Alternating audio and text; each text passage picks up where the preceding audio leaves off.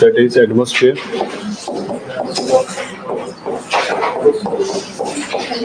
और एटमॉस्फेयर में हमने देखा कि ये एक एनवलप है एयर का, that is surrounding the earth. Envelope of gases that is surrounding the earth, right? So these are the gases that are surrounding the earth. इनकी अलग अलग compositions हैं depending upon its components. So यहाँ पे nitrogen थी, oxygen थी, carbon dioxide था और आर्गन था और उसके अलावा कुछ एक आपकी सिंपल ट्रेस गैसेस. So ये गैसेस यहाँ पे अवेलेबल हैं जो कि मैक्सिमम अगर देखा जाए तो एटमॉस्फेयर के पार्ट्स हैं. अब इसमें कुछ एक आपके कंपोनेंट्स हैं गैसेस के अलावा, that is second is the water vapour. So water vapour and carbon dioxide they both are green house gases. These are the gases that are transparent to incoming solar radiations but opaque to outgoing terrestrial radiations. So ये heat budget को maintain रखती है पूरे अर्थ में. So they have the work to control or maintain heat budget of the earth. So पृथ्वी के ऊपर जो तापमान है, जो ऊष्मा है, उसका ये नियंत्रण करके रखते हैं, उसको ये कंट्रोल करके रखते हैं, मेंटेन करके रखते हैं. लास्ट आपके पास जो कंपोनेंट है, third component of the atmosphere, that is क्या कहते हैं इसको, दैट इज एरोसोल और पार्टिकुलेट मैटर और you can say dust particle. So जो अभी आपने करना है that is aerosol.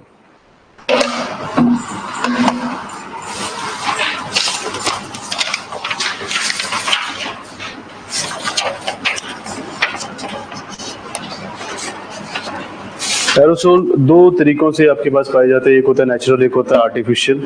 So aerosol heading देनी है आपने. तो आपका जो फर्स्ट कंपोनेंट है, कंपोनेंट फर्स्ट बीइंग एटमॉस्फेयर का गैसेस, सेकंड जो है that is water vapour and third one is the aerosol, dust particle या फिर आप इसको कह सकते हैं एक टाइप से पार्टिकुलेट मैटर. सो एरोसोल में अगर हम देखें so we have two types. एक है आपके पास नेचुरल, एक प्राकृतिक रूप से एरोसोल पाए जाते हैं. दूसरे आपके पास है आर्टिफिशियल और दी वन जिसको हम कहते हैं एंथ्रोपोजेनिक, राइट. तो यहाँ पे आपने इसको डिस्टिंक्शन करना है, तो इसीलिए बीच में से एक लाइन इसका डिफरेंस के लिए. सो फर्स्ट जो आपके पास है, जैसे कि हमने कहा कि aerosol that is a dust particle या फिर वो एक टाइप से कोई पर्टिकुलर मैटर है. तो फर्स्ट जो आएगा दैट इज डस्ट पार्टिकल्स. तो ये आपके नेचुरल एरोसोल्स हैं. अब ये भी दो टाइप्स के हैं, राइट. डस्ट पार्टिकल भी दो टाइप के, एक है आपका सॉइल, दूसरा है वेदर्ड रॉक. एक तो कुछ एक जिनकी वेदरिंग हो रखी है. So these are the two types, एक है वेदर्ड रॉक एंड दूसरा है सॉइल जो कि प्रॉपरली बन चुका है. So it is of two types. आपका फर्स्ट डस्ट पार्टिकल. सेकंड जो आपके पास है natural, that is salt particles. Salt particles so that आप समझ पाए, इसलिए मैं एरोसोल के यहाँ पे पहले आपको एग्जांपल लेकर रहा हूँ. जैसे कि नमक के कुछ एक कण हैं, राइट, पार्टिकल्स हैं, सॉल्ट पार्टिकल्स. या फिर डस्ट के कुछ एक पार्टिकल्स हैं, कुछ एक धूल कण हैं, राइट. थर्ड आपके पास है पोलन ग्रेन्स.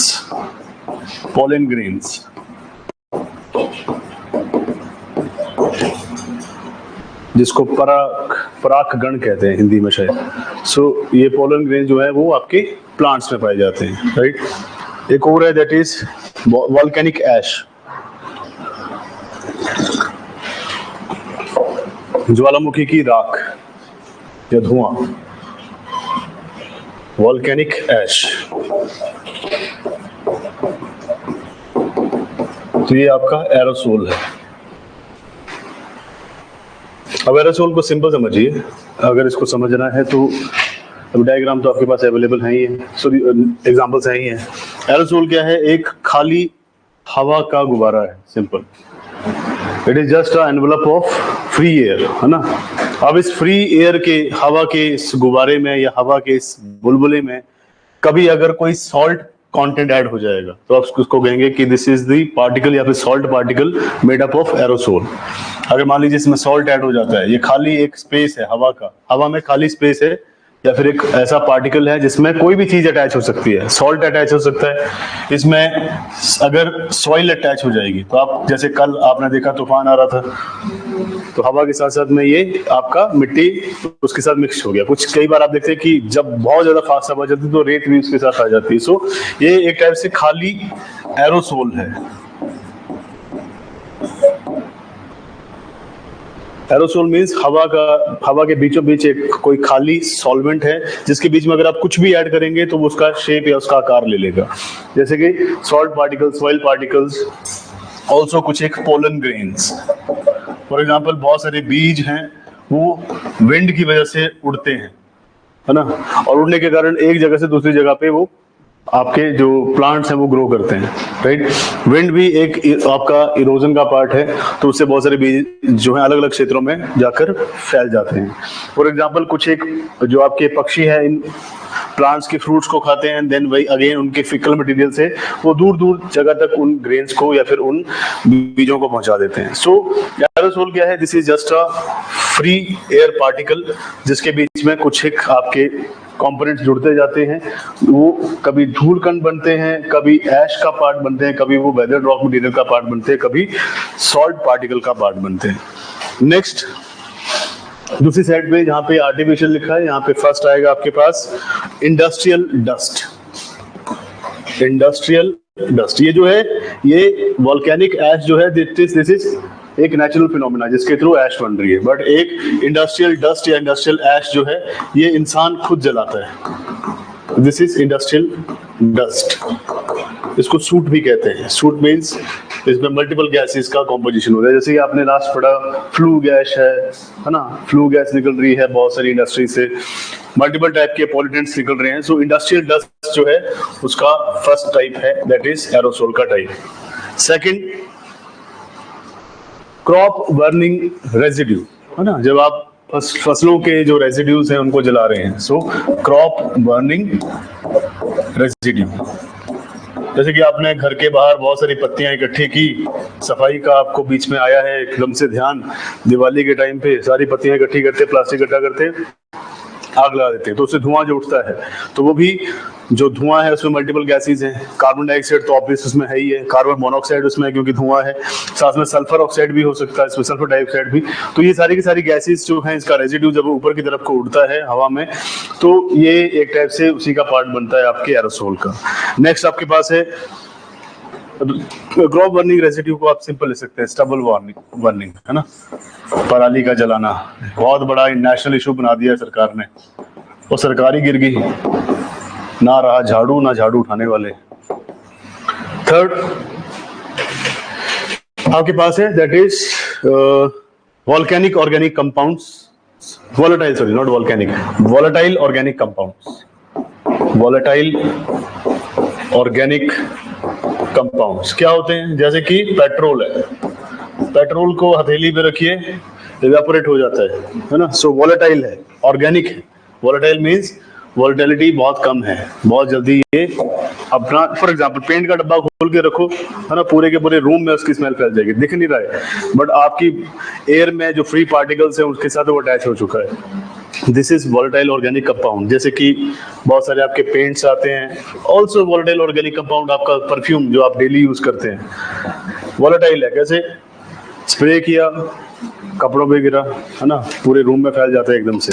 अच्छा परफ्यूम है तो कोबरा लगाएंगे तो लंबे समय तक रहता है, क्योंकि उसको उन्होंने बनाया इस तरह से कि वो पूरा दिन स्मेल मारता रहे, है ना। बट कुछ एक परफ्यूम्स आप यूज कर सकते हैं, या फिर डीओ जो होता है, स्पेशली डीओ मीन्स जहाँ पे हवा की तरह निकल रहा है ना, एकदम से गायब। परफ्यूम तो चलो लिक्विड में रहता है, बट वो भी वॉलेटाइल है क्योंकि एकदम से गायब हो जाता है, हाथ पे जैसे गिराएंगे वो पूरा का पूरा इवेपोरेट हो जाता है। तो these are the types of, these are the examples, है ना। नेचुरल एग्जांपल भी है, कुछ एक आर्टिफिशियल एग्जांपल भी है। सो आप सिंपल अभी लिखिए इंपॉर्टेंस ऑफ एरोसोल। क्यों इंपॉर्टेंट है आपके लिए एरोसोल को पढ़ना, क्यों इसकी स्टडी इंपॉर्टेंट है? So first is importance of aerosols. Aerosols का क्या महत्व है, क्या इसकी इंपॉर्टेंस है? सो इसमें सिंपल स्टार्ट करिए पैराग्राफ की फॉर्म में। Aerosols are important for condensation and precipitation.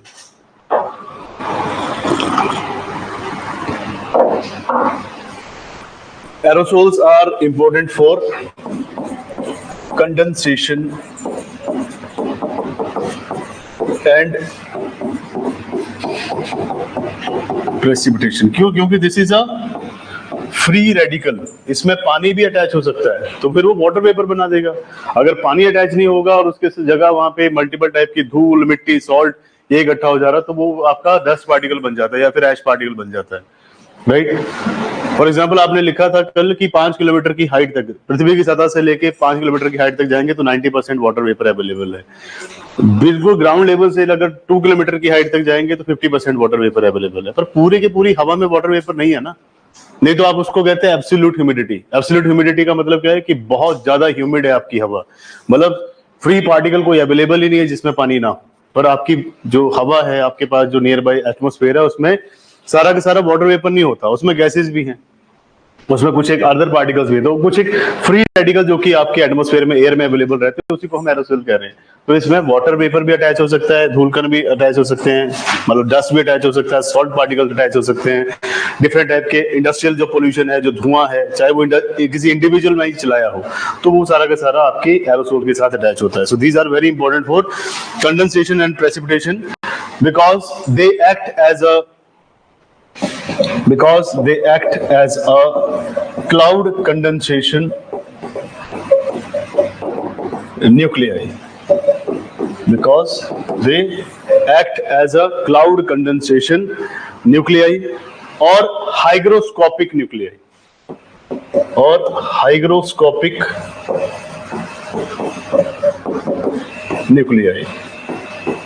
करें कि जो एरोसोल है इंपॉर्टेंट क्यों है, क्योंकि ये क्लाउड कंडेंसेशन में, क्लाउड बनने में, क्लाउड बनाने में या फिर बादल बनाने में हेल्प करता है। क्यों? क्योंकि ये एक फ्री पार्टिकल है।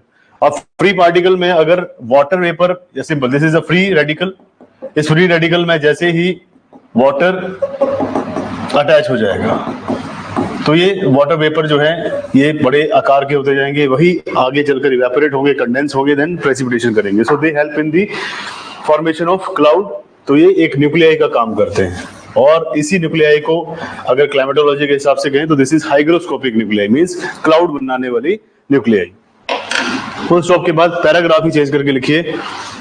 Water vapour after cooling,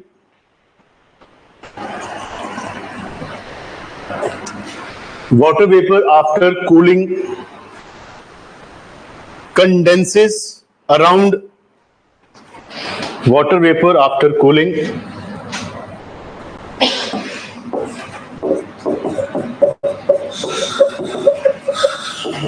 condenses around this hygroscopic nuclei. Water vapor after cooling condenses around this hygroscopic nuclei or microscopically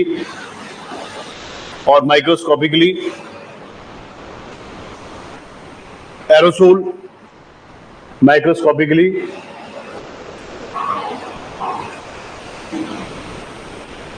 aerosol to form cloud droplets, to form cloud droplets। तो आगे चलकर ये cloud droplets या फिर rain droplets बनाता है, right. Through a process known as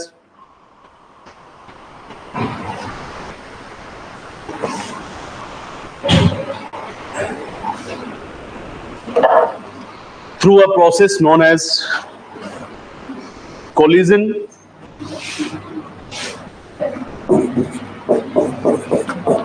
through a process known as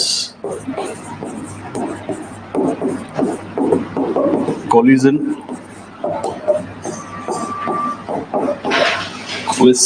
एक minute spelling देख रहे हैं इसको, collisions कोलिजन कोलिशंस। सो पहले उन्होंने कहा कि there is a presence of water vapour in the air, there is a presence of free radical in the air. अगर ये वाटर वेपर डेंस नहीं है, डेंस होने का मतलब क्या है कि ये ज्यादा घना नहीं है, मींस अगर ये वाटर वेपर जो है इसमें 50% ही वाटर अवेलेबल है, वाटर कंटेंट अवेलेबल है, इजीली इवेपोरेट हो जाएगा। अगर कोई वाटर ड्रॉपलेट जहां पे या वाटर वेपर जिसमें 80% या इससे ज्यादा पानी का कंटेंट अवेलेबल है, राइट, मतलब ये हवा का एक बुलबुला है, इस बुलबुले के अंदर अगर पानी की मात्रा या फिर वाटर का कंटेंट 50% तक है तो ये पार्शियली इवेपोरेट हो जाएगा, इजीली इसको इवेपोरेट कर देगी सूर्य की किरणें। बट अगर if this water vapour is 80% dense, मतलब इसमें जो अमाउंट ऑफ अमाउंट ऑफ जो वाटर कंटेंट है अगर वो ज्यादा होगा तो इसको इजीली जो आपका सनलाइट है या फिर जो अदर फैक्टर्स है वो इवेपोरेट नहीं कर सकते। अब अगर इसको इवेपोरेट नहीं कर रहे हैं, इट विल कूल डाउन, ये ठंडा होगा। कोई भी चीज अगर ठंडी होती है that is a dense thing, है ना, वो हैवी होती है चीज, right.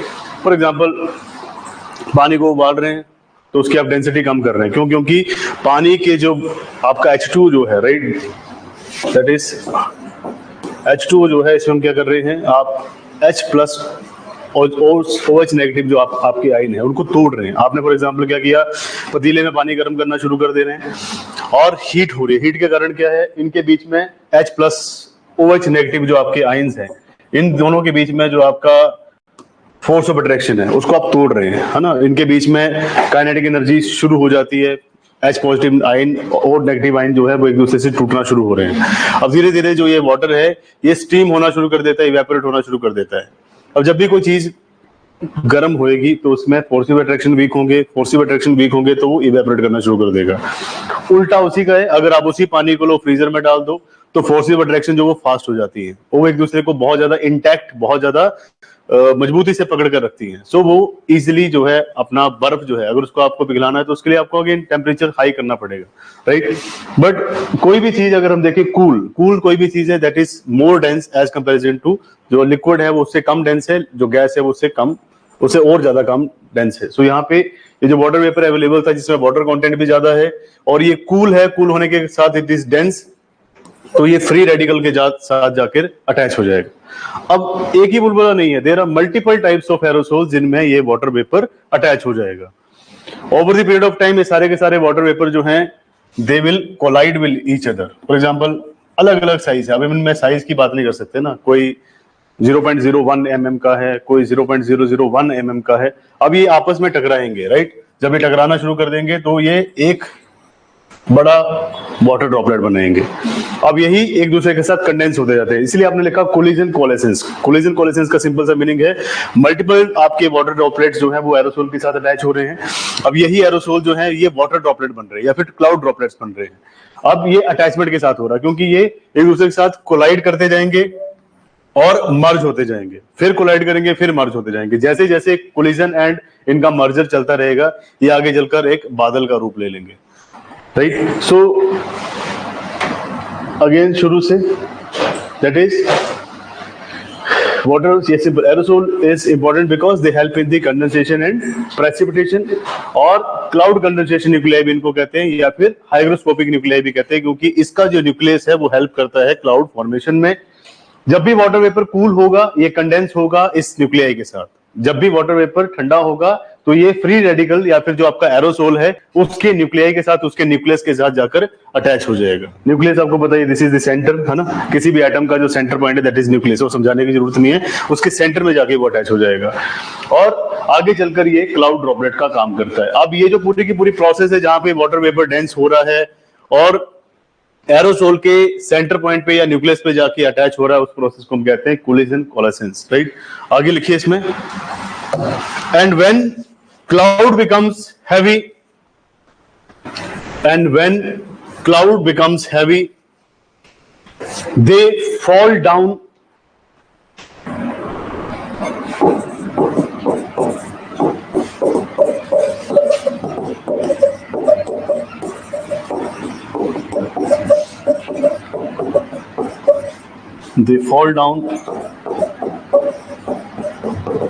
in different forms of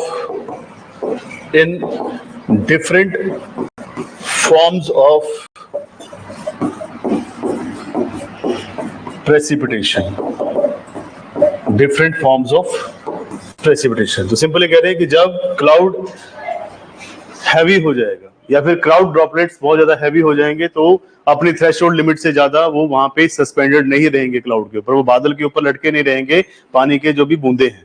over the period of time जब भी वो हैवी होंगी they will fall down on the surface of the अर्थ। अब डिपेंड करता है कि जिस एरिया में वो गिर रहे हैं वहां पे टेम्परेचर कितना है। तो अगर टेम्परेचर माइनस में होगा या फिर 10 डिग्री से लेस होगा वहां पे वो, आपने कल ही देखा था कि कंडेंसेशन प्रेसिपिटेशन कई प्रकार की है। कई जगह पे हो सकता है कि ड्रिजलिंग हो, कई जगह पे हो सकता है कि हैवी रेनफॉल हो, कई जगह पे हो सकता है कि वहां पे ओले गिरे, राइट। कई जगह पे हो सकता है कि वहां पे बादल भी फट जाए, बादल भी फट सकता है, कोई बड़ी बात नहीं है। तो डिपेंड करता है कि जब ये क्लाउड ड्रॉपलेट्स जब भी ये आपके क्लाउड की जितने भी ड्रॉपलेट्स हैं ये हैवी होंगे तो they will fall down on the surface of the अर्थ, क्योंकि ग्रेविटी भी है दूसरा कारण, ये हैवी हो रहे हैं। एंड देन जिस एरिया में पड़ेंगे ये मल्टीपल टाइप की वर्षा करेंगे। तो हमने कल देखा था कि there are multiple types of rainfalls जो कि यहाँ पे अक्कर होते हैं। स्नोफॉल भी हो सकता है। पैराग्राफ चेंज करके लिखिए, aerosol absorb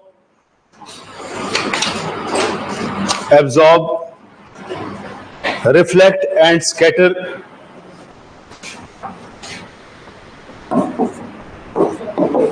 aerosol absorbs, reflect and scatter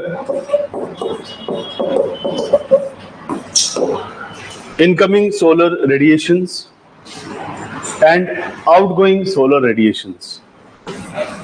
Incoming as well as outgoing solar radiation, simple. Incoming as well as outgoing solar radiation. तो सूर्य की आती हुई विकिरणें और जाती हुई विकिरणें दोनों को ही एब्जॉर्ब भी करते हैं, उनको रिफ्लेक्ट भी करते हैं, उनको अवशोषित भी करते हैं, उनको रिफ्लेक्ट भी करते हैं, दूसरा स्कैटर भी करते हैं, उसको फैलाते भी हैं। सो ये एरोसोल की एक प्रॉपर्टी है। They also affect the heat budget of the earth, they also affect the heat budget of the earth due to this phenomena. They also affect the heat budget of the earth due to this phenomena. क्यों? क्योंकि absorb भी कर रहे हैं, साथ साथ में reflect भी कर देते हैं। तो कई बार आपका जो हीट बजट है उसमें उतार चढ़ाव हो सकता है। सो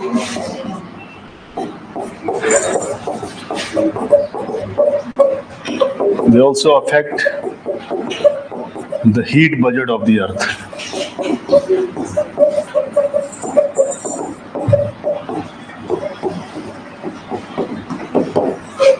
Heat budget of the earth, full stop.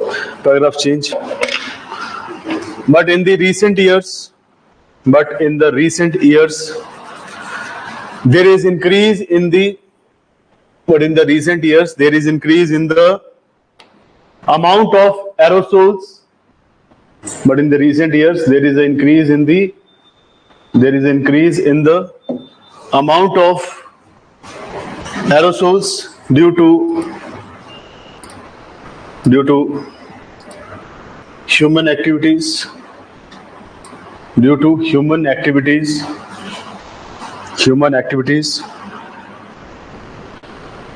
that have resulted into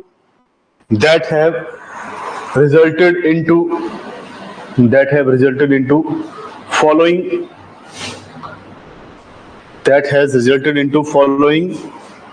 फिर डैश लगाइए।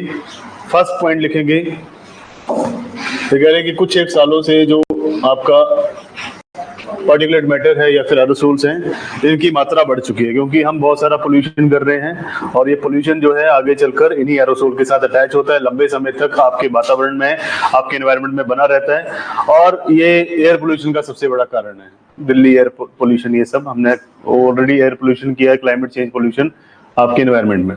फर्स्ट पॉइंट लिखिए, एयर/एटमॉस्फेरिक पोल्यूशन,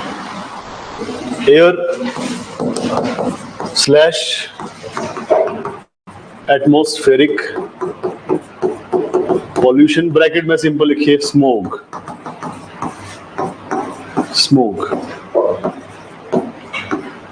जब फॉग मिलेगा किसके साथ? स्मेज के साथ। किसका मिलेगा? स्मोक के साथ। तो जब भी फॉग स्मोक के साथ मिलेगा, धुएं के साथ मिलेगा, दैट विल फॉर्म स्मोक। और जब भी हेज मिलेगा स्मोक के साथ, तो दैट विल फॉर्म स्मेज। अलग अलग वो हमने देखा था उसमें। तो सबसे पहले ये एयर पोल्यूशन का कारण बनता है, क्योंकि एरोसोल जो है वो हवा में प्रेजेंट है, तो हवा को प्रदूषित करेंगे सबसे पहले। सेकंड पॉइंट पे लिखिए respiratory, lungs, I and heart disease.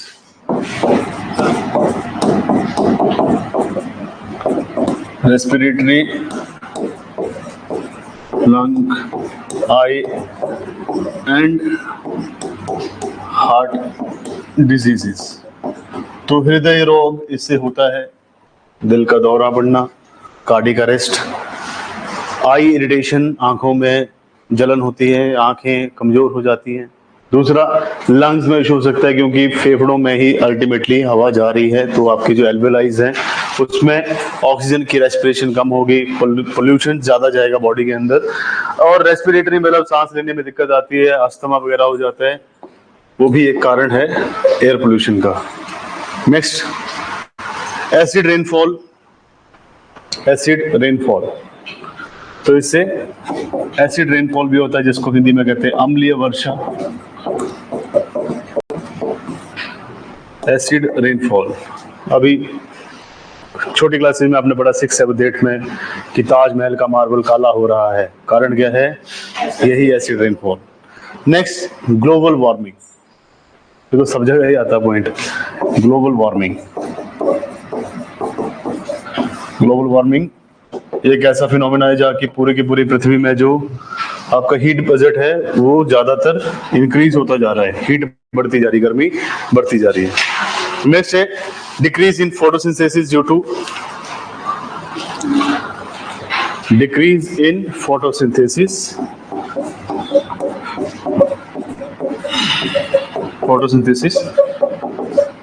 Due to Asian brown cloud,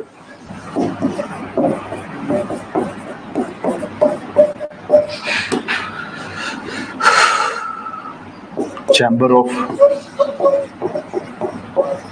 pollutant gases.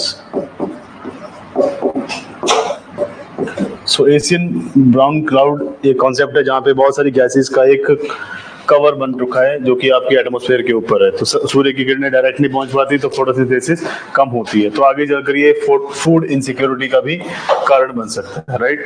So decrease in photosynthesis due to Asian brown cloud, that is chamber of pollutant gases. Next आप लिखिए, इसी को आप लिख सकते हैं, इसमें ही आप सिंपल लिखिए, ऐसे डैश लगा के लिखिए इसमें ही।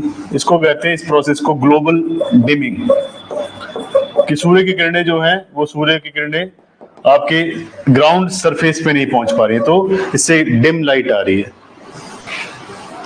होता है वोल्टेज कम हो तो डिम लाइट आती है, कम वोल्टेज होती है, तो वैसे ही सूर्य की किरणों की वोल्टेज कम हो चुकी है। क्यों? क्योंकि अपर एटमॉस्फेयर में गैसेस का एक बादल बन रखा है, राइट, और उसी बादल से सूर्य की किरणें डायरेक्ट नहीं पहुंच पाती, तो पार्शियल आपकी जो है सूर्य किरणें यहाँ पे पहुंच पा रही है, जिसके कारण फोटोसिंथेसिस का जो रेट है, जो इसकी दर थी, वो कभी काफी कम हो चुकी है। बस इतना बहुत है, 5 मिनट हो गए ना, 5 इनफ है, लकी नंबर रहता है 5, 7, 9। ब्लैक आइस भी बनाते हैं, उसका भी पार्ट है ये पोल्यूशन का पूरा। सो सिंपल इतना बहुत है। आगे लिखिए impacts of increasing aerosols. Aerosol के बढ़ने से क्या इंपैक्ट पड़ेगा आपके एटमॉस्फेयर पे? Impact of increasing aerosols in atmosphere. Impacts of increasing aerosols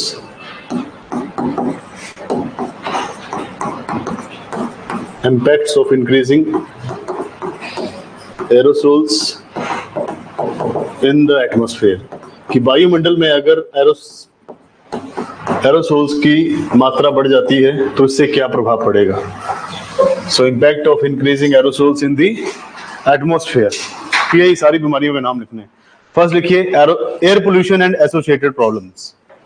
air pollution and associated problems,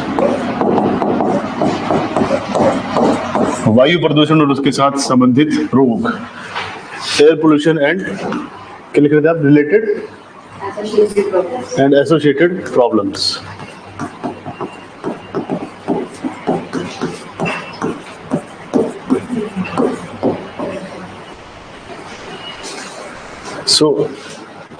सबसे बड़ा प्रॉब्लम क्या है एयर पोल्यूशन का? हार्ट का इशू बहुत बढ़ चुका है ना, अस्थमा बहुत ज्यादा दिल्ली में, वहां पे स्किन के ऊपर भी इसका प्रभाव पड़ने लगा, क्योंकि जो अल्टीमेटली जो एयर है, फॉर एग्जांपल आपकी बॉडी, आपकी स्किन, आपकी जो सेल्स हैं, दे आल्सो रेस्पायर, रेस्पिरेशन करती हैं, आपकी जो स्किन है वो भी। और जब स्किन रेस्पिरेशन करती है तो उसी का सबसे बड़ा उदाहरण आपके पास है स्वेटिंग, है ना। स्वेटिंग होती है क्योंकि बॉडी से वो पूरा का पूरा रेस्पिरेशन के कारण ही जो स्वेट है बाहर आ रहा है, पसीना बाहर आ रहा है, मतलब वाटर कंटेंट आपका बॉडी लूज कर रही है। और स्वेटिंग अच्छी चीज होती है, कोई माड़ी चीज नहीं है, sweating is a good thing. इसलिए क्या कहते हैं कि स्वेटिंग ज्यादा करनी चाहिए, है ना। ज्यादा जो लोग हैं जिन कंट्रीज में there is a less solar days, वो क्या करते हैं, इंडिया आते हैं, वो टैनिंग कराने के लिए आते हैं बॉडी के लिए, है ना। कुछ एक कंट्री जहाँ पे धूप पड़ती नहीं ज्यादा, तो वहां पे क्या है, विटामिन डी की भी कमी है, साथ साथ में वो ज्यादा ही गोरे हैं तो वो टैन कराने आते हैं। उनके लिए एक टूरिज्म है, ये टूरिज्म एक्टिविटी, जानबूझ के वो समंदर पे, बीच के नियर बाय एक्टिविटीज करते हैं, वहां पे पड़े रहते हैं पूरा दिन की धूप पड़े। अल्टीमेटली बॉडी को हीट मिलनी चाहिए। फॉर एग्जाम्पल अगर आप ज्यादा धूप में नहीं रहते हैं, अगर आप किसी डार्क प्लेस पे रहते हैं ना, तो उससे डिप्रेशन आता है ना, और एकदम से धूप में जाओगे तो उससे इम्पैक्ट पड़ता है। तो इसलिए ट्रॉपिकल कंट्रीज में ज्यादा वो टूरिज्म एक्टिविटी के लिए आते हैं। सो एयर पोल्यूशन एसोसिएटेड प्रॉब्लम्स, उससे स्किन के ऊपर भी इफेक्ट पड़ता है, क्योंकि अगर आपकी एयर में मल्टीपल टाइप के पॉल्यूटेंट्स हैं तो आपकी स्किन को भी रप्चर करेंगे, वो बुढ़ापा आ जाता है ना ज्यादातर। सो इसलिए कहते नहीं आपकी इधर की हवा ही ठीक नहीं है, यहाँ की हवा ठीक नहीं है, यहाँ पानी ठीक नहीं है, इसी करके ज्यादा बूढ़े हो रहे हैं, या मेरे बाल काले नहीं थे वो व्हाइट हो गए, क्यों? क्योंकि that is the problem of pollution. So इसमें आप एसोसिएटेड प्रॉब्लम में सिंपल ऐसे बनाइए, दैट इज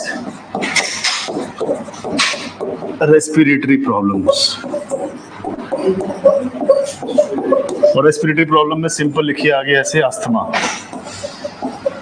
बहुत सारे लोगों में अस्थमा है दिल्ली में, वो फुसफुसिया रखते हैं साथ में, है ना, क्या कहते हैं उसको, इनहेलर। सेकेंड, स्किन के ऊपर भी इशू है इसका, स्किन एलिमेंट्स। आईज में irritation of eyes, irritated eyes.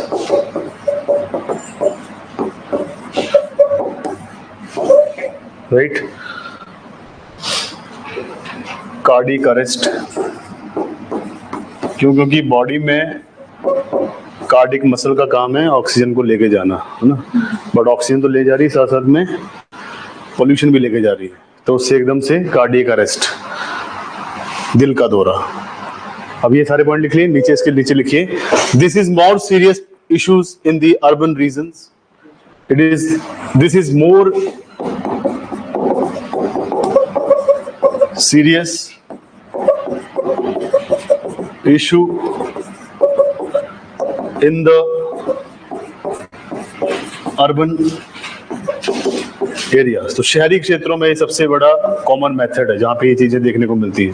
So this is more serious issue in the urban areas because fog mixes with smoke to form fog, F-O-G, fog mixes with smoke to form smoke, that is कोहरा जब धुएं के साथ मिलेगा सो आगे चलकर reaction क्या करेगा, दैट इज ये बनाएगा स्मोक। अब स्मोक जो है वो इजीली इवेपोरेट नहीं होती, फॉग इजीली इवेपोरेट हो जाता है, स्मोक भी इजीली एयर से बाहर नहीं जाता। तो जब वो दोनों अटैच हो जाएंगे तो पावर मिल जाएगी इसको, फॉग क्योंकि उसमें वाटर वेपर अवेलेबल है। अब उस वाटर वेपर के साथ ही ये गैसेज मिक्स हो गई। मतलब फॉर एग्जांपल आपने जब किसी चीज को जलाया तो वो सल्फर निकल रहा था वहां से, बट हवा में there is a presence of oxygen, तो वो उसको SO2 बना देता है, तो ये कंपाउंड बन जाता है, सिंगल पार्टिकल नहीं रहता। वैसे ही आपने कार्बन को जलाया था, पर कार्बन के साथ अटैच क्या हो गया, 2 मॉलिक्यूल ऑक्सीजन के, या फिर एक मॉलिक्यूल जब ऐड हो गया तो ये और भी खतरनाक है, दैट इज कार्बन मोनोऑक्साइड। तो पहले आपने सिर्फ एक कंपाउंड को जलाया था, वही कंपाउंड जब एयर के साथ अटैच हो गया तो there is a presence of oxygen, जो कि बहुत ज्यादा, देखिए नाइट्रोजन के साथ भी कर सकता था रिएक्शन, पर कल आपने देखा कि इनर्ट गैस है, वो नहीं रिएक्शन करेगी, वो मिलेगी नहीं किसी के साथ, तो इसलिए कार्बन डाइऑक्साइड बन जाती है, सल्फर डाइऑक्साइड बन जाती है। फॉर एग्जाम्पल नाइट्रोजन को जलाया तो फिर आपको नाइट्रस ऑक्साइड बना देता है वो, है ना। तो ये सारे के सारे पोल्यूटेंट किससे बन रहे हैं, क्योंकि फ्री रेडिकल के साथ में ऑक्सीजन अटैच हो जा रही है, रिएक्ट कर जा रही है। तो इसी तरह fog plus smoke that equals to smoke, तो ये स्मोक बना देता है। Also smoke mixes with hedge,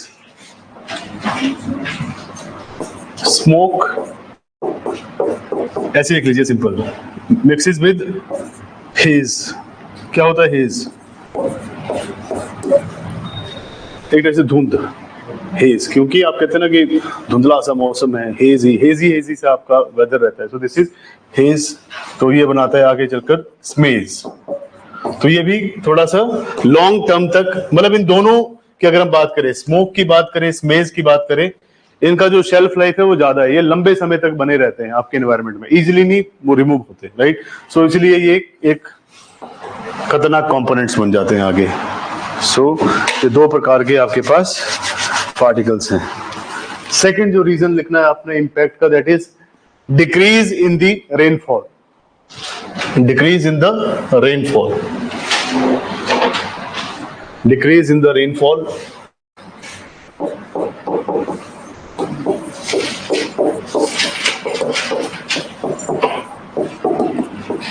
decrease in the rainfall, तो वर्षा भी कम होना शुरू हो जाती है। मतलब जो वर्षा पहले ज्यादा होती थी, जो रेनफॉल पहले ज्यादा होता था, वो उसकी इंटेंसिटी भी कम होती जाएगी with increasing pollution. Online students active हो सभी, Sanjana, Punita, Parmeet, Madhu, Deepanshu, Bhagat, Rajpreet, Prabhjot, Harmanpreet, Harkomal, Baljit, Ashanpal and Harphul. So active रहिए बीच में।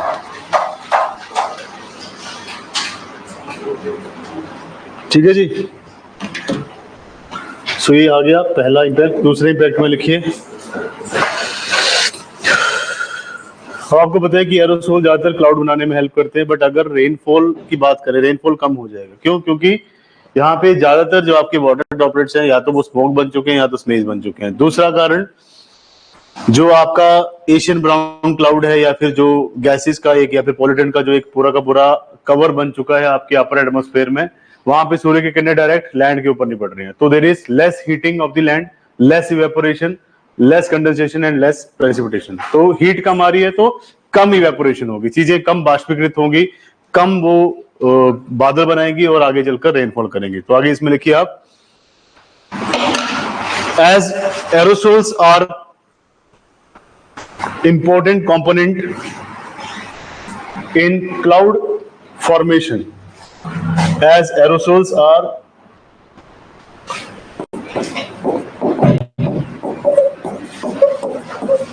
important component in cloud formation through the process of condensation. Cloud formation through the process of condensation. So aerosols are important because they help in the cloud formation through condensation process. Full stop. Therefore,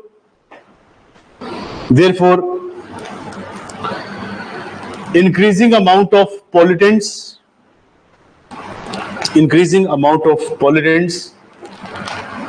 leads to increasing amount of aerosols leads to change in the rainfall pattern. Increasing amount of aerosols leads to change in the rainfall pattern. Full stop. As per the recent years, as per the recent years,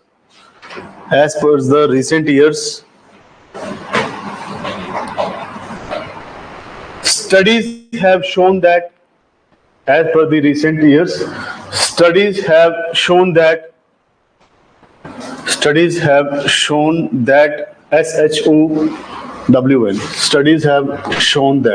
कि कुछ एक studies ने दर्शाया है, दिखाया है या फिर डिस्क्राइब किया है, studies have shown that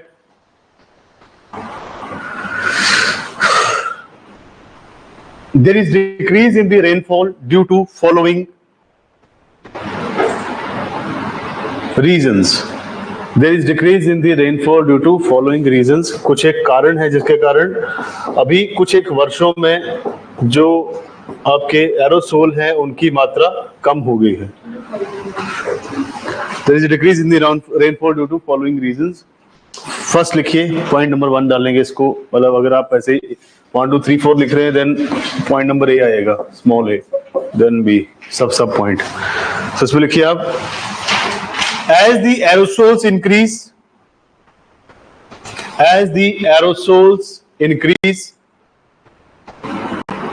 the same water droplet, as the aerosol increase, the same water droplet या droplets gets splitted into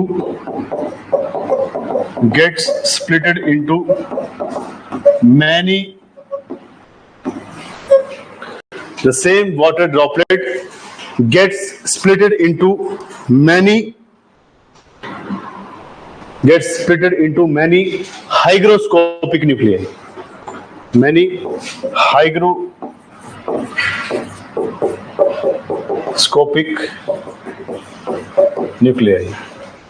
Hygroscopic nuclei which are easily evaporated by insolation.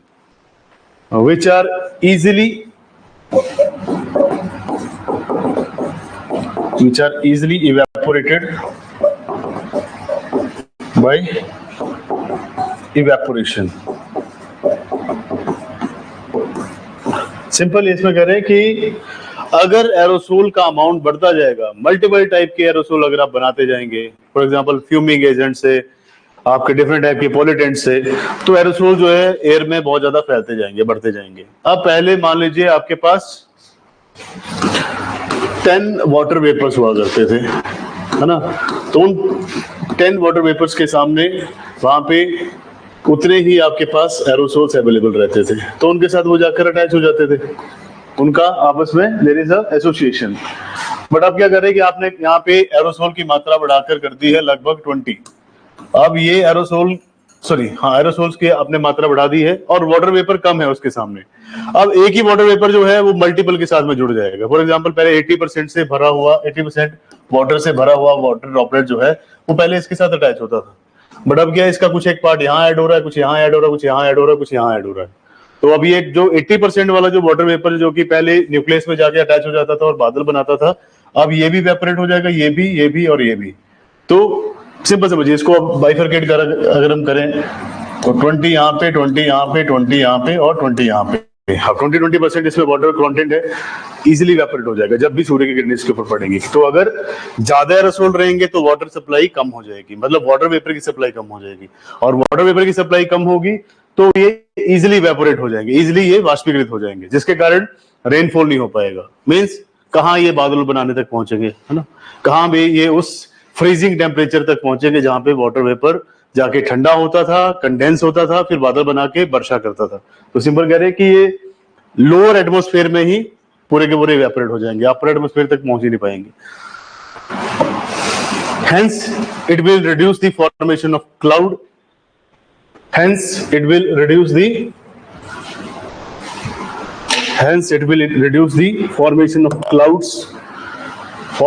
clouds and reducing the rainfall pattern. Hence it will reduce the formation of cloud and reducing the rainfall pattern. Second point लिखिए, दूसरा कारण rainfall कम होने का. Due to, हाँ जी, rainfall pattern, PATTER, rainfall pattern, less heat less evaporation, less condensation less rainfall, बिल्कुल सही।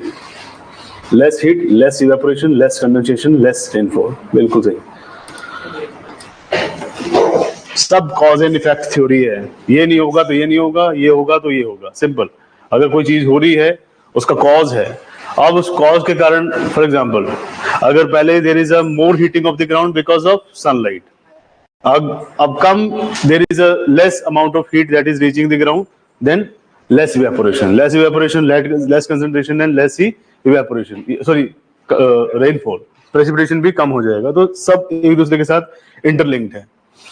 आगे सेकंड पॉइंट में आप लिखिए जो स्मॉल पॉइंट बी था, due to aerosols the amount of sunlight reaching the earth, due to aerosols the amount of sunlight reaching the earth's surface, the amount of sunlight reaching the earth's surface has been significantly, due to aerosols the amount of sunlight reaching the earth's surface या फिर ground surface has been significantly reduced,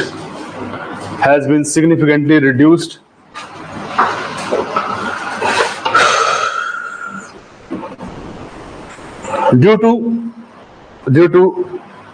the formation of Asian brown cloud, due to the formation of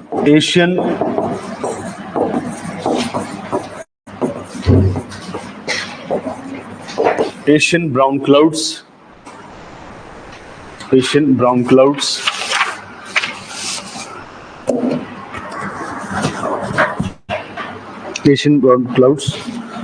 which led to a phenomena known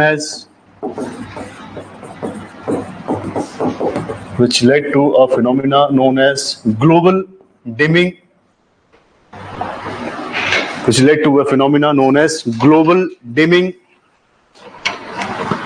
global dimming मतलब पूरे विश्व भर में जो आपके सूर्य की किरणें हैं वो डिम लाइट की तरह आएंगी। Global dimming which can harmfully impact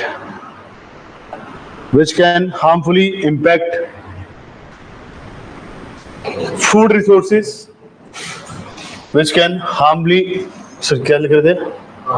harmfully impact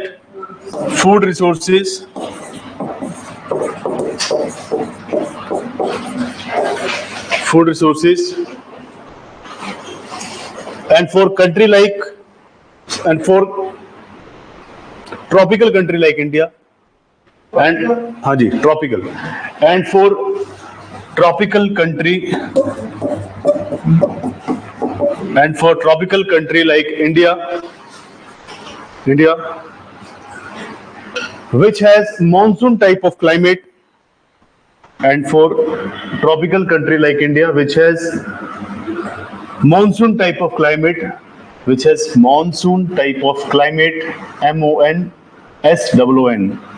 type of climate, there would be more dry days,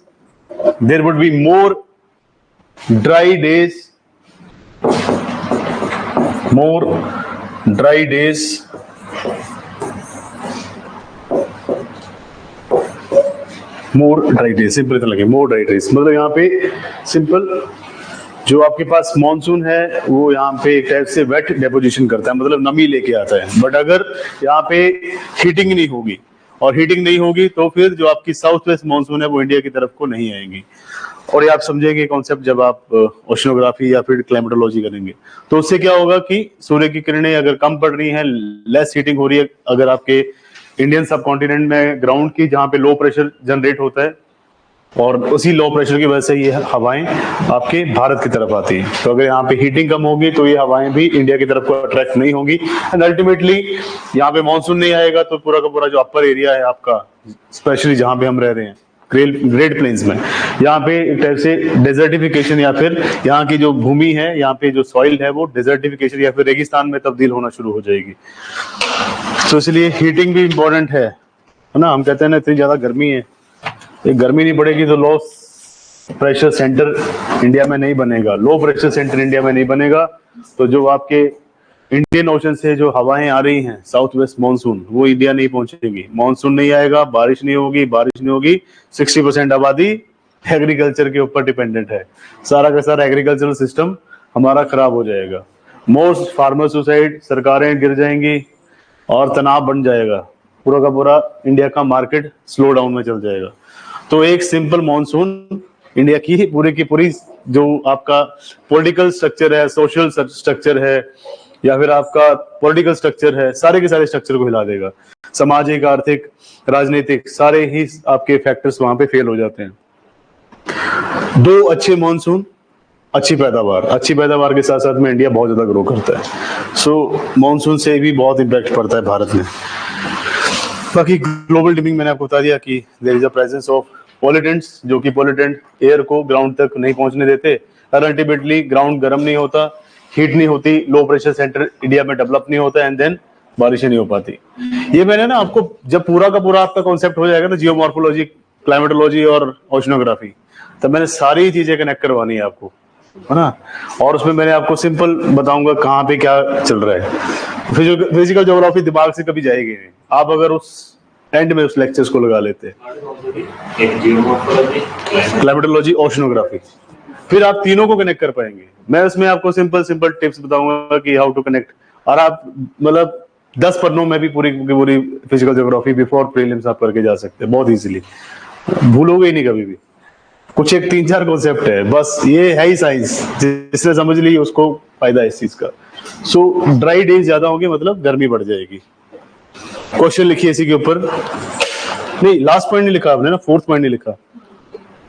आपने एसिड रेनफॉल नहीं लिखा है। 2 पॉइंट लिख लिए थे आपने जो कि डिक्रीज इन रेनफॉल में है।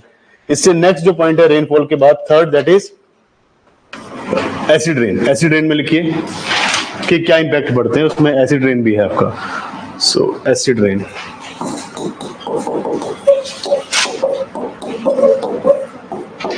इसमें लिखिए एसिड रेन में या एसिड रेनफॉल में लिखिए greater amount of aerosols is associated with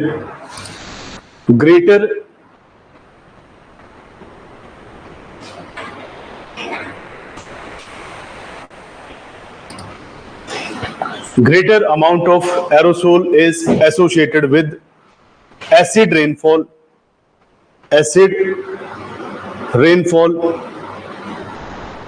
because these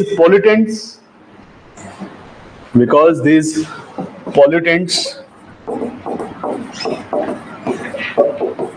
mixes with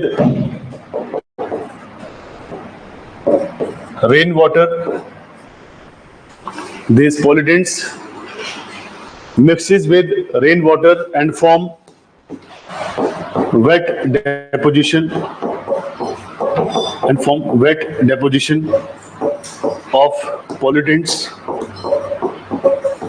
Forms wet deposition of pollutants, which further leads to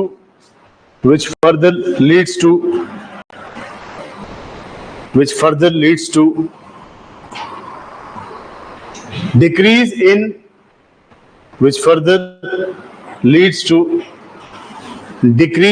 photosynthesis,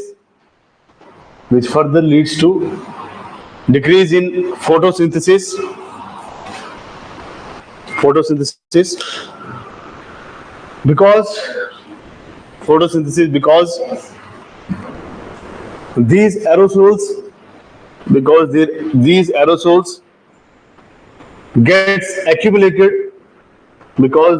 aerosols gets accumulated on the plant surface. These pollutants gets accumulated on the plant surface, reducing the rate of photosynthesis.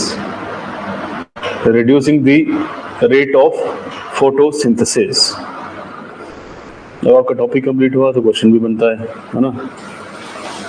तो अभी question है आपका जो आपने खुद से लिखना है, टेस्ट में तो अलग ही क्वेश्चन होएगा।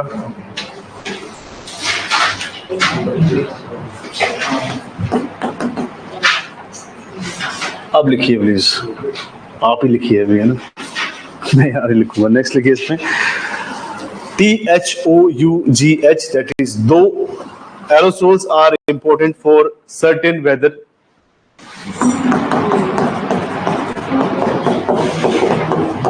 aerosols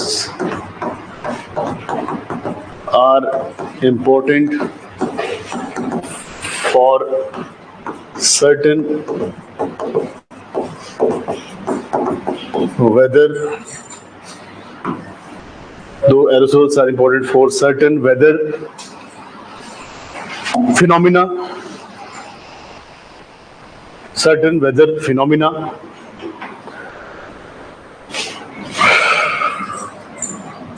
certain weather phenomena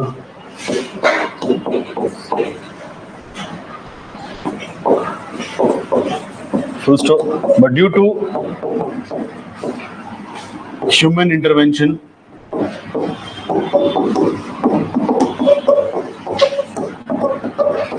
due to human intervention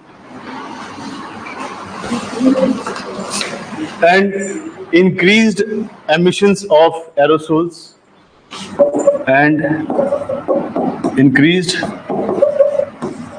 emissions of aerosols, increased emissions of aerosols, these are responsible for negative change in the, these are responsible for negative change in the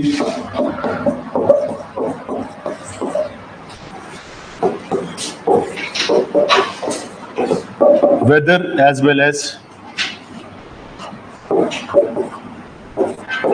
negative change in the weather as well as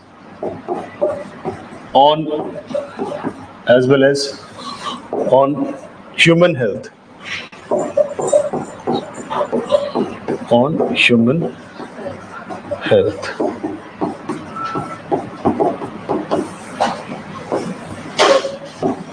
Explain it in your own words. Simple. तो कह रहे कि हालांकि जो आपके aerosols हैं, ऐसा माना जाता है कि ये वेदर फिनोमिनास के लिए बहुत इंपॉर्टेंट है, क्योंकि ये क्लाउड बनाने का काम करते हैं या फिर हाइग्रोस्कोपिक न्यूक्लियाई बनाने का काम करते हैं, क्लाउड कंडेंसेशन का काम करते हैं। फुल स्टॉप के बाद next part of the question कह रहा है कि but due to human interventions and increasing emissions of aerosols, these are responsible for negative change in the weather as well as human health. But कह रहे हैं कि जैसे जैसे इंसानों की इसमें इंटरवेंशन बढ़ना शुरू हो गई है, इंसान जब से इसमें बीच में इंटरफेयर कर रहा है और बहुत सारे एमिशंस कर रहा है एरोसोल्स के या फिर पॉल्यूटेंट बहुत सारे हम यहाँ पे एमिट कर रहे हैं, उसके कारण ये दो चीजों के ऊपर प्रभाव डाल रहा है और नेगेटिवली प्रभाव डाल रहा है ना, नेगेटिवली उसको चेंज कर रहा है, आपके वेदर को भी चेंज कर रहा है नेगेटिव तरीके से और ह्यूमन हेल्थ को भी। तो ह्यूमन हेल्थ भी मैंने आपको लिखवाया कि what are the reasons, respiratory, eye, heart, these are the human health issues. दूसरा negative change in the weather, वही global dimming and less photosynthesis, decrease in the rainfall. जो लिखा है अभी तक उसी आंसर था ये, जो अभी आपने क्वेश्चन लिखा है इसका आंसर आप लिख चुके हैं, और जो अभी तक आपने पूरा लिखा है उसी का ये पूरा का पूरा क्वेश्चन बन रहा है। सो क्या करना है, वही करना है जो लिखा है उसी को दोबारा लिखना है, पर अपने शब्दों में। मैंने आपको पॉइंट्स दिए कि ऐसे ऐसे इसको लिखा जा सकता है, तो डिपेंडिंग अपॉन दिस क्वेश्चन आपको पहले इंपॉर्टेंस बतानी, पहले बताना एरोसोल क्या है। जैसे कई बार पूछते कि क्वेश्चन लिखें कैसे, तो सबसे पहले आपको यहाँ पे एक्सप्लेन करना है कि व्हाट इज एरोसोल, एरोसोल क्या होता है फर्स्ट। अब एरोसोल हमारे लिए क्यों इम्पोर्टेंट है वेदर के लिए, तो आपने बताना कि हाइग्रोस्कोपिक न्यूक्लियाई या फिर क्लाउड कंडेंसेशन का काम करता है। ह्यूमन इंटरवेंशन क्या है वो आपको पता ही है, एमिशंस क्या क्या करते हैं हम, दैट इज आपको पता ही है, राइट। आफ्टर दैट आपने बताना कि कैसे रिस्पॉन्सिबल है नेगेटिव चेंज के लिए, तो पहले वेदर का बता दीजिए। अब यहाँ पे किसी बच्चे ने लिखा है कि इस हिसाब से अगर हीटिंग बहुत ज्यादा होने के कारण मानसून ज्यादा आता है तो सारा मानसून इंडिया में आना चाहिए क्योंकि गर्मी बहुत ज्यादा होती है, पर वही बात है अभी आधा अधूरा ज्ञान है, तो ऐसे क्वेश्चन पूछना जायज है। है ना, क्योंकि वहाँ पे एक एनसो इफेक्ट चलता है। एनसो इफेक्ट जो है वो ऑस्ट्रेलिया के ईस्टर्न पार्ट में, ऑस्ट्रेलिया के वेस्टर्न पार्ट में, राइट, और बीच में आपके ओशन करंट्स आते हैं। तो जब आप उसको पढ़ेंगे तो समझ में आएगा। जरूरी नहीं कि यहाँ पे हीट पड़ रही है तो सारा मानसून ही आएगा हर साल, डिपेंड करता है। This is a seesaw effect, है ना। अगर वो हवाएं कभी आपके eastern sorry western part of America की तरफ चले जाएंगी तो अमेरिका में बारिश करेंगी, अगर इंडिया की तरफ आएंगी तो इंडिया में बारिश करेगी। उसको लेटर ऑन समझेंगे, बट ये क्वेश्चन आपने खुद से लिखना है क्योंकि सारे पॉइंट्स आपके पास अवेलेबल हैं। तो पहले आपने देखा कि एटमॉस्फेयर के कंपोनेंट्स और तीनों कंपोनेंट्स को हमने डिफाइन कर लिया। अब हमारे पास है स्ट्रक्चर। स्ट्रक्चर कैसा है कि इसकी संरचना क्या है। कंपोनेंट्स का मतलब है कि कौन कौन सी पार्ट से मिलकर बना है। So next is the structure of the atmosphere.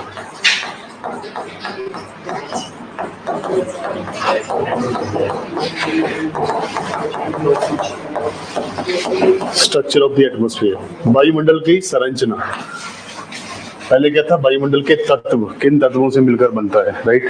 तो पहले कंपोनेंट्स थे, अभी आपके पास है स्ट्रक्चर। इसकी संरचना क्या है, कौन कौन सा स्ट्रक्चर है, कि सबसे नीचे कौन सी लेयर आती है, अपर कौन सी आती है, उससे ऊपर कौन सी आती है, उससे ऊपर कौन सी आती है, और इन सभी लेयर्स में कौन कौन सी एक्टिविटीज होती है। जैसे ट्रोपोस्फेयर है, आपके पास स्ट्रेटोस्फेयर है, फिर आपके पास मेसोस्फेयर है, उसके बाद आयनोस्फेयर है, फिर आपका एक्सोस्फेयर है जिसमें थर्मो और दूसरा आ जाता है, राइट। पढ़ा है इन्होंने, nice. So structure of the atmosphere.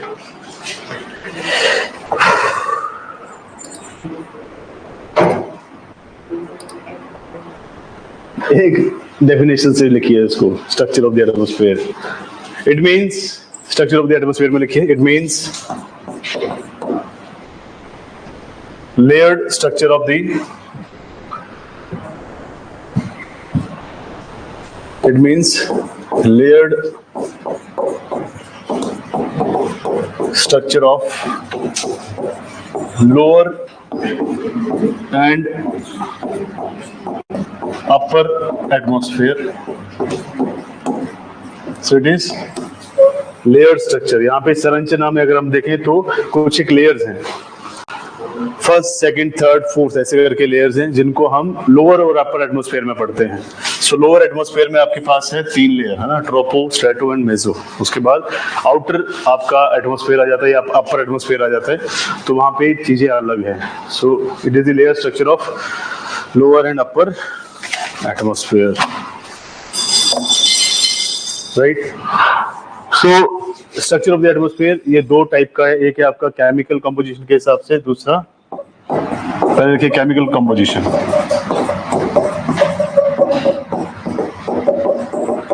Chemical composition का मतलब क्या है कि यहाँ पे कौन कौन से केमिकल या कौन कौन सी गैसेस यहाँ पे प्रेजेंट रहती हैं। So first is chemical composition के अकॉर्डिंग, या फिर इसको रुकिए, structure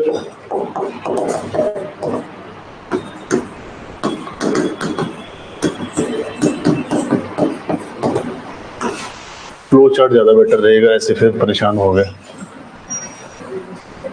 this is structure of the atmosphere. अब इसमें दो टाइप्स हैं, एक है आपका टेम्परेचर के according structure,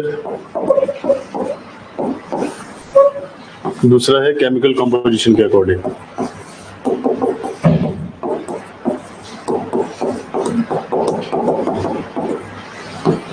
So there are two types, एक है temperature, on the basis of temperature, दूसरा आपके पास है केमिकल कंपोजिशन, राइट। पहले टेम्परेचर लिखना है। टेम्परेचर के अकॉर्डिंग सबसे पहले ट्रोपोस्फियर, ट्रोपोस्फियर ACS, अच्छा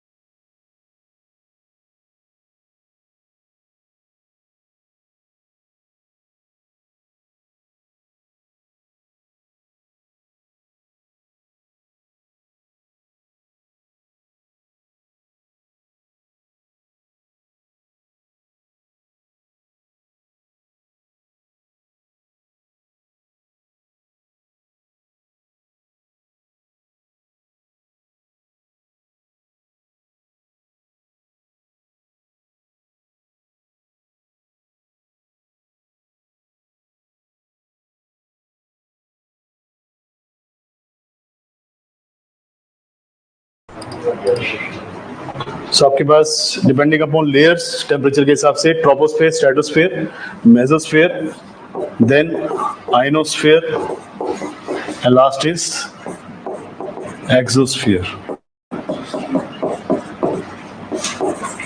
exosphere. So this is the box जिसके हिसाब से फॉर एग्जांपल 0 किलोमीटर से लेके टेम्परेचर के अकॉर्डिंग कैसे आपका कॉम्पोजिशन है depending upon temperature. So troposphere, stratosphere, mesosphere, ionosphere and last है आपके पास exosphere. So these are the various layers of the atmosphere depending upon temperature. Chemical composition के हिसाब से दो टाइप्स से, एक है आपके पास होमोस्फेयर, मतलब जहां पे केमिकल जो है वो एक प्रकार के हैं, homosphere, and second one being the हेटेरोस्फेयर.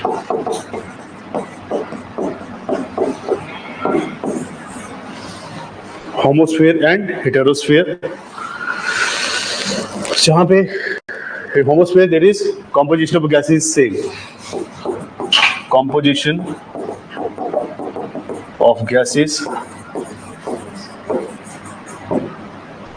composition of gases is same.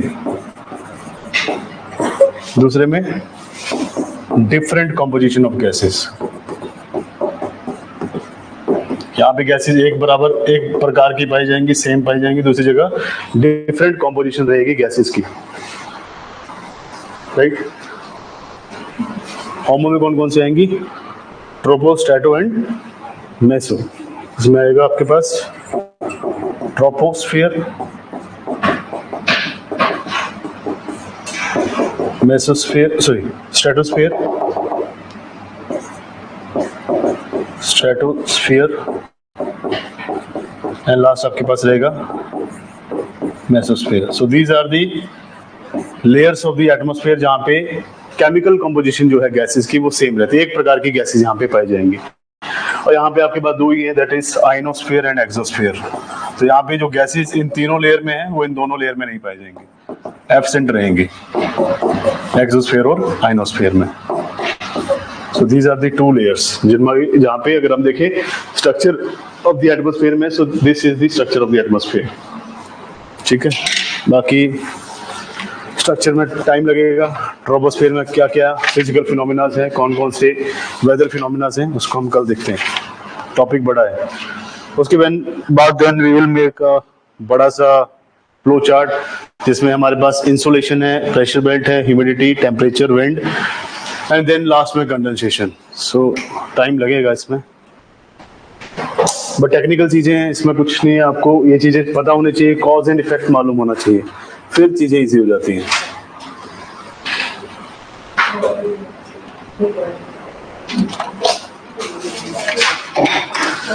सो अभी तक जितने भी आपने पढ़ा है प्लीज उसको रिपीट करते रहिए, है ना.